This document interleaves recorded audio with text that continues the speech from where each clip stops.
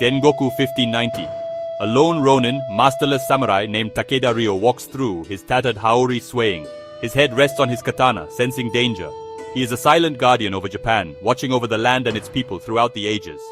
From the shadows, 5 clan samurai emerge, their leader Lord Daigo's enforcer grinning. Enforcer: Takeda Ryo, traitor to the clan, our lord demands your head. Takeda Ryo, calmly: my lord, no, he is a tyrant. I serve only justice. The enforcer scoffed and signals the attack.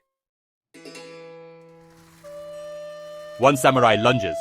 Ryo draws and cut in a single motion, his blade black in its sheath before blood spills. 2 charge together. Ryo sidestep, parries and twists mid-air, his blade slicing one opponent while dodging the other's slash. A samurai swings from above. Ryo ducks, spins, and slashes upwards, sending him crashing into the bamboo. The last warrior hesitates. Ryo moves like a ghost one smooth step, a glint of steel, and the opponent falls.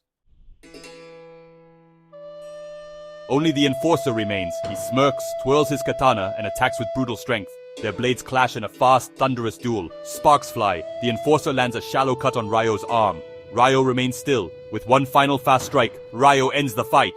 The enforcer collapses. Ryo cleans his blade and looks towards the distant mountains, where the tyrant lord awaits. Takeda Ryo, narrating: a samurai's duty is not to serve blindly, but to wield his blade for justice, and my fight is far from over.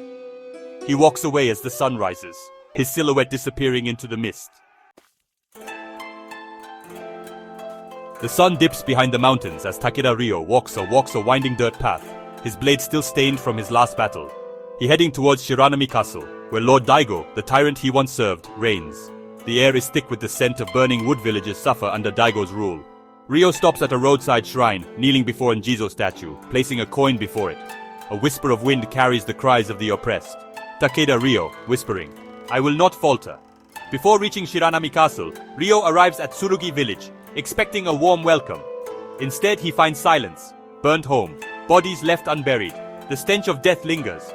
A lone surveyor wounded young woman named Ayame emerges from the wreckage. She clutches a bloody tanto, her eyes filled with sorrow and fury. Takeda Ryo: what is this carnage? Ayame, weakly: the castle's men. They come yesterday. They took the children and killed the rest. Ryo clenches his fist. He recognizes the blade Ayame holds. It bears the crest of the Takeda clan, the house he once fought for. Takeda Ryo, softly: this was my fault. He kneels beside Ayame, offering her his water flask. Ayame: you're not one of them. Takeda Ryo: no, but I was. That night, beneath a crimson moon, Ryo prepares to leave, but Ayame, now bandaged and determined, stops him. Ayame: take me with you. Takeda Ryo: no, this is not your fight. Ayame: they took my brother. I will not hide. Ryo studies her. She is untrained but fierce, a spirit unbroken. With a sigh, he draws his wakizashi, short sword. Pressing the tip to his palm, he slices a shallow cut of blood oath. Ayame does the same. Their crimson drops fall onto the charred earth. Takeda Ryo: then we walk the path of vengeance together. As the blood moon looms overhead, the two set off towards Shiranami Castle towards war. To be continued.